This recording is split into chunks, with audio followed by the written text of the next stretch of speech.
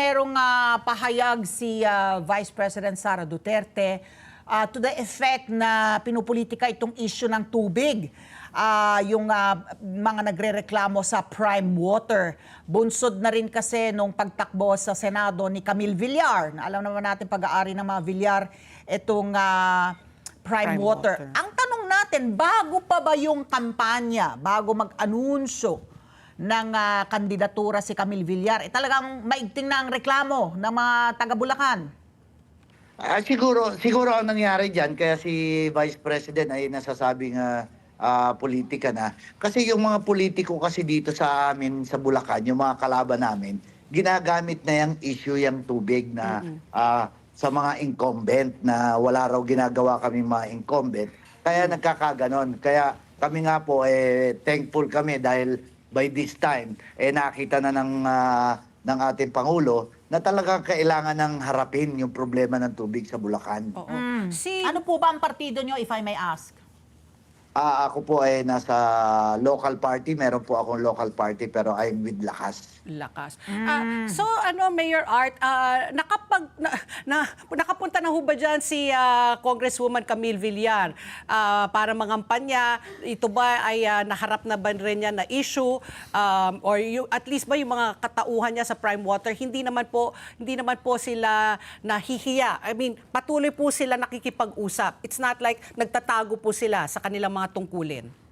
Ay, hindi na po. Nagpunta na po si Senator Congresswoman Camille Villar dito nung kasama po ng alyansa, kasama ang presidente. Although, sabi ko nga merong konting hinaing. Sabi ko nga sa kanya, may konting hinaing. Malaki pala, hindi konti. Hinaing ng taong bayan about doon sa tubig. Kaya siguro yun ang kakong dapat bigyan ng pansin ng inyong kandidatura.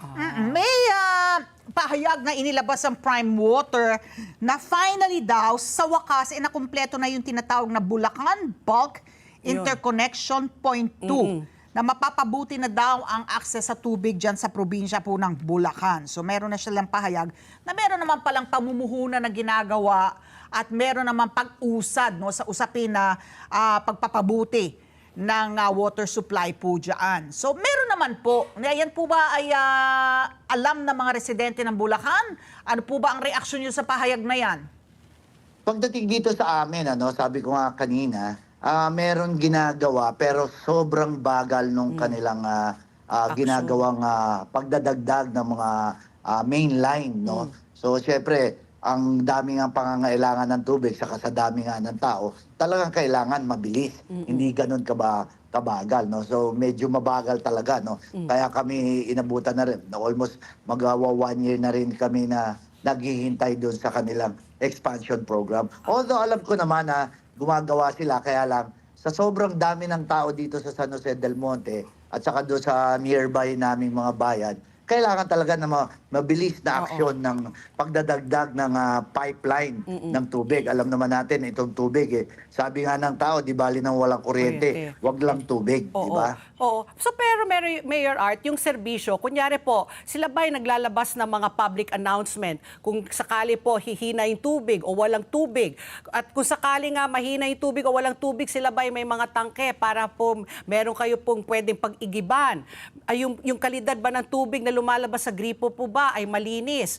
Ano po, pagdating po sa ganyan, maaasahan ho ba natin at least ang prime water na nagbibigay ng advance notice kung mawawala ng tubig o hihina ang daloy ng tubig?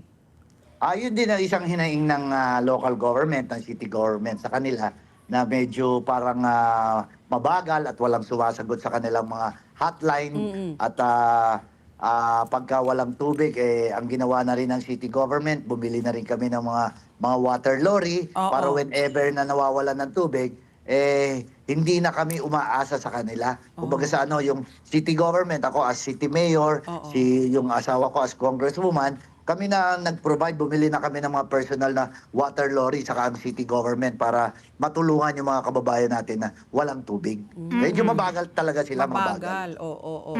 So, dahil kasi yung bagong airport natin, hindi po ba? Yung New Manila International Airport, diyan po sa probinsya ng Bulacan kasi itatayo Yun ba?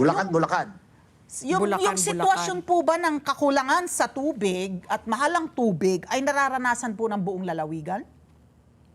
Ay, hindi naman kasi lahat ng bayan sa Bulacan ay under ng Prime. Pero lahat ng under ng Prime, ang alam ko sa pag-uusap namin mga mayors, nagkakaproblema talaga si Prime. Nagkakaproblema sa lalawigan ng Bulacan. Yes, yes. Oo. Eh Basta't dyan nga po under itatayo Prime. yung bagong airport. Sa Bulacan kasi Bulacan, yun. Bulacan. Sa Mami, Bulacan, medyo Bulacan yun. Malayo sa amin yun eh. Oo. Malayo, nasa kabilang parte ng Bulacan yun eh. Oo. So Mayor Art, ito pa hanggang kailan yung kontrata niyo po sa sa Prime Water, at kung sakaling mag-expire na po ito, pwede rin ba kayong lumipat ng water distributor? Actually, yung kanilang napanalunan na joint venture agreement ay 25 years. Ay, no? ang tagal, oo. Oo. Pero Kailan ngayon yun na, nga, no? 90s ba? 2017 ba kayo na yung JVA? 2017 pa lang. Oo, So yes, plus yes. Plus 25 years is 40 something. Oo. Matagal-tagal pa po. Although meron na ngang nag-decide na ang naggawa na ng resolution ng pre-termination yung Board of Directors ng Water District, at ito ay sinigundahan din ng Sangguniang Panglungsod or the okay. city government para talagang ma-pre-terminate na Kailan at po? magkaroon kami ng bagong player. Kailan po yung kailan ang effectivity po ng pre-termination po? Ang alam ko, base do sa alam ko, no, it will take effect in 90 days, within 90 days, na kailangang sumagot ang Prime Water when it comes do sa pre-termination. Okay. So hindi namin alam kung ano ang mangyayari Yung doon. effectivity. But ang city government, talagang pumanig kami doon sa resolution na ginawa ng Water District dahil doon sa very poor na serbisyo na binibigay talaga ng Prime Water sa San Jose del Monte. Let's get together. Sunnet 25. Sunnet 25.